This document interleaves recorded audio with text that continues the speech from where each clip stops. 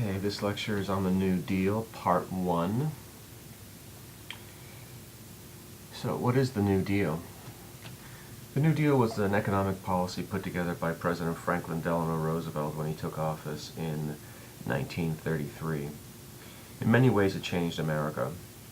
It redefined freedom and liberalism, meaning freedom now meant freedom from economic want or poverty. And liberalism was redefined as something where the government would actively involve itself in the economy and in society in order to alleviate poverty. Franklin D. Roosevelt was an incredibly wealthy man from a storied American family. He was seen as a traitor to his class for being so wealthy and yet instituting policies which taxed the rich in order to help the poor.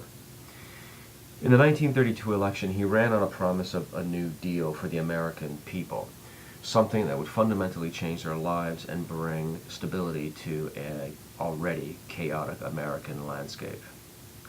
He won a landslide victory against Herbert Hoover. Americans were desperate for some form of change, any change, and Hoover was offering more of the same, but FDR promised something new, a new deal. He also brought with him many Democrats to the Senate and to Congress, allowing him to pass laws. The initial approach to the economic crisis was a mixture between the complete control of the economy put forward by the dictators of Europe and the more laissez-faire solutions of previous American administrations. FDR accepted that large corporations were now part of the American economy, but they had to be regulated. Much of this idea of regulation was seen in the first 100 days. A series of laws passed in the first 100 days or 3 months that he was in office. For instance, he passed a bank holiday. The banks were closed in 1933 to halt depositors from taking money out of the banks. This had led to bank failures and was making the Depression worse, since businesses could no longer borrow money. He also passed the Emergency Banking Act, which allowed Congress to allocate funds for failing banks to keep them open. The Federal Deposit Insurance Corporation insured people's individual bank deposits and gave them confidence to leave the money in the banks. The Glass-Steagall Act prohibited commercial banks from buying and selling stocks, which had led to irresponsible stock market manipulation. The U.S. was removed from the gold standard. This allowed more money to be printed and put in circulation, which stimulated business activity. The result of all this was that the banks stopped failing. The National Recovery Administration, or the NRA, was also critical. This organization was a business-government cooperation to end cutthroat competition and stabilize prices and wages. The industry had certain codes for output, prices, and working conditions, and it recognized labor's right to organize. However, over time, this program was riddled with corruption and controversy, but it did give a boost to future New Deal plans.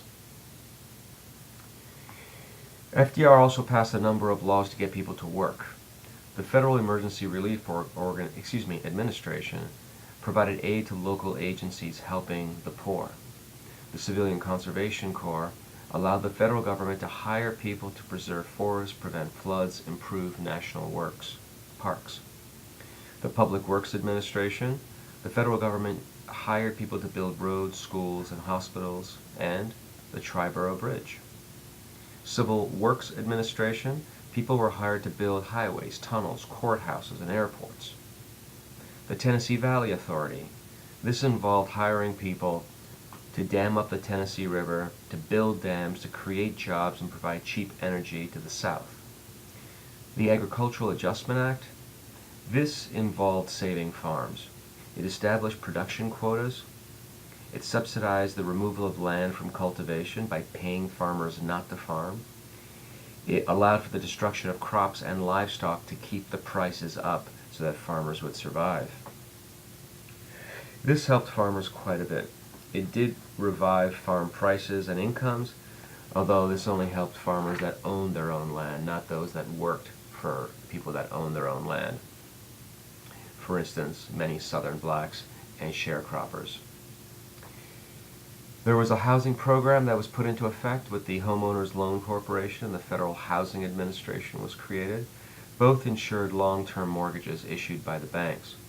It provided for low-rent housing, and it allowed for home ownership for millions of people. Other things that FDR did was he repealed prohibition. People wanted to drink. This was a way to provide jobs. He repealed the constitutional amendment against prohibition, or the constitutional amendment of prohibition. He also created the Federal Communications Commission, which regulated the airwaves and telephone communications. The Securities and Exchange Commission regulated the stock and bond market. Overall, this drastic increase in the government's role did bring some stability to the economic system, but it did not end the Great Depression, at least not yet. All of these laws led to the Supreme Court becoming frustrated at the extra-constitutional authority that the president had attained. At least they believed so.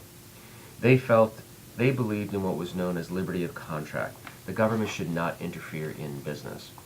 And in 1935, they invalidated the NRA, saying that government could not regulate business that was not involved in interstate trade, which is where the federal government had a prerogative.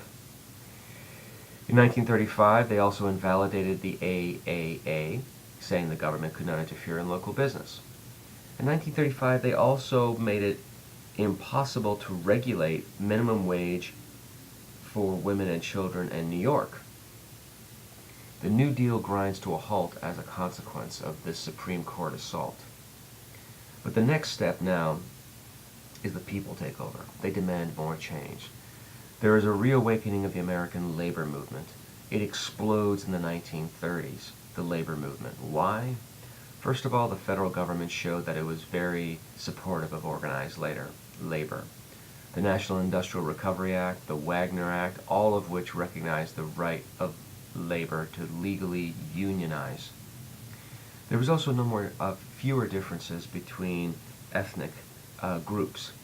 Italian Americans, Irish Americans, etc. had now become Americanized, and so unions were not split over whether or not to bring in people of different ethnicities. What did they want?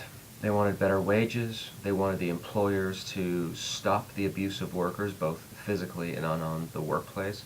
They wanted their unions to be full and equal partners. The result of all this labor uprising was quite a few strikes in 1934. For instance, San Francisco ground to a halt in a general strike where nobody was working. Also key to the rise of organized labor in the 1930s was the emergence of the Congress of Industrial Organizations, or the CIO. The CIO had broken off from the older American Federation of Labor, or AFL. The AFL would only organize workers according to the craft in which they worked. But the CIO wanted to organize whole industries with all the crafts brought together. This led to insurgents walking out of the AFL, led by John L. Lewis, and starting a whole new branch of industry. They were quite successful. Unions in general. In 1936, the United Auto Workers went on strike in Cleveland and in Cleveland, Ohio, and Flint, Michigan. 7,000 workers occupied factories. Employers could not bring in scab labor, and the government wasn't going to step in to stop it. Eventually, General Motors caved and negotiated with the United Auto Workers Union. The Steel Workers Organizing Committee also won recognition from U.S. Steel, a major corporation, who in the past had beaten and assaulted and murdered strikers, indirectly or directly, in the great strikes of 1892, 1919. Overall, union membership exploded to 9 million members by the middle of the 30s. That's twice as much as 1930.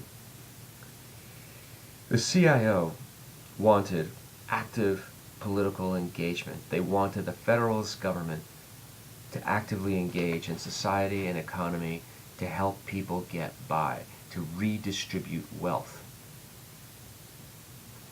Other crusaders for economic justice involved Huey Long, the Louisiana governor that demanded the taxing of the rich to give to the poor; Father Charles Coughlin, a radio personality from Michigan who further demanded the federal government step in and do something to alleviate the demands of the needs of the poor. All of this led to what is known as the Second New Deal. This was launched in 1934. There was a variety of triggers to the Second New Deal. The Depression kept going. The people demanded change, such as the CIO, Huey Long, Father Coughlin. And the Democrats gained even more power in Congress in 1934. What was the Second New Deal? The first New Deal was about business recovery. The second was about economic security for the American people. The goal was to redistribute income, to give people money in their pockets so that they could actually start buying things and get the economy going again.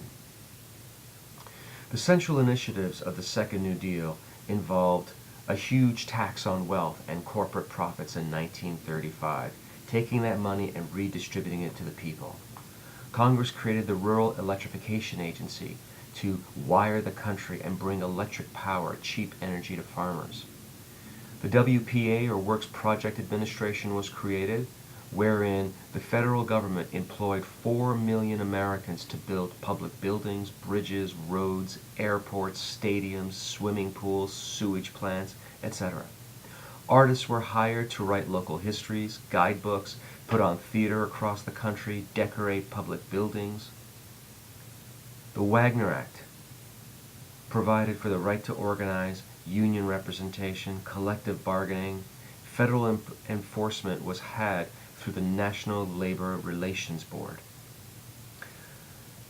The big creation of the Second New Deal was the Social Security Act. It provided unemployment insurance, old age pension. It gave help to the disabled, the poor, the elderly poor, the families with dependent children. The idea was to tax employees and workers with a mix of national and local funding. This would launch an American welfare system, but never as wide as the European version, unfortunately. It never had a national health insurance plan, though, because the American Medical Association resisted such an expansion of federal government regulation. With all of this expansion of liberty, there was new expansion of government in society and the economy. There was new definitions of what liberty actually meant and what people felt they were entitled to. The New Deal version of liberty meant the extended power of the national state. It would guarantee social and industrial freedom. Economic security of liberty would be protected. Liberty depended on the government regulating the economy to provide social and economic stability, not simply standing aside and letting capitalism do what it wanted. The anti-New Deal version of liberty meant the government does not regulate anything. It recognizes individual freedom, but not the government regulating all of the economy for collective improvements. This was generally favored by the business and the elite, whereas the other version, the New Deal version of liberty, was favored by the masses. In the election of 1936, these sharp divisions over what meant liberty really came forward. FDR ran against the Republican Alf London. In that election, the American people showed that they believed in FDR's New Deal version of liberty, that the government must involve itself in the economy and society to provide stability and security. The result of this landslide of election was the creation of a New Deal coalition, which brought together Southern whites and Northern blacks, Protestant farmers and Catholic and Jewish voters in the cities, industrial workers and middle-class homeowners. In order to guarantee that the Second New Deal would not be overturned, FDR embarked on a rather dangerous and ultimately failed plan to pack the Supreme Court. He wanted to pack the Supreme Court with more liberal members, replacing those that were over 70 years of age. But this caused widespread alarm across the country. FDR was accused of wanting to establish a dictatorship, and Congress rejected his plan.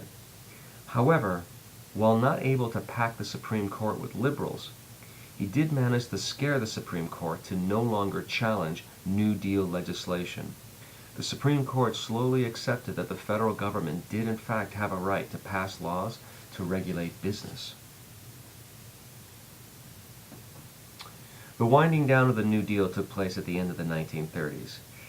The last major acts of the New Deal were the United States Housing Act, which allowed the federal government to build low-income housing, the Fair Labor Standards Act, which banned interstate commerce of child-produced goods. It established a federal minimum wage. It established a federal 40-hour work week with overtime pay afterwards. But in 1937, there was an economic downturn. In 1936, the economy was improving, and so FDR cut farm subsidies and work relief. The economy collapsed. Thereafter, there was a shift in New Deal approach to economic crises. FDR adopted more of a Keynesian public spending tool, Keynesian meaning after the economist John Maynard Keynes. 1933 to 34 was all about economic planning. 35 to 36 was all about economic redistribution. But after 1936, 37, 38, the New Deal was essentially over. The plan to use public spending to combat unemployment and to stimulate growth, specifically work relief and farm aid, all of those major legislations had been passed. After 1937, both Congress and the American people were starting to tire of the overreach of the American government, the excess of laws, but mostly it was Congress which started pushing back at Roosevelt's increasing role of the federal government in the economy and society.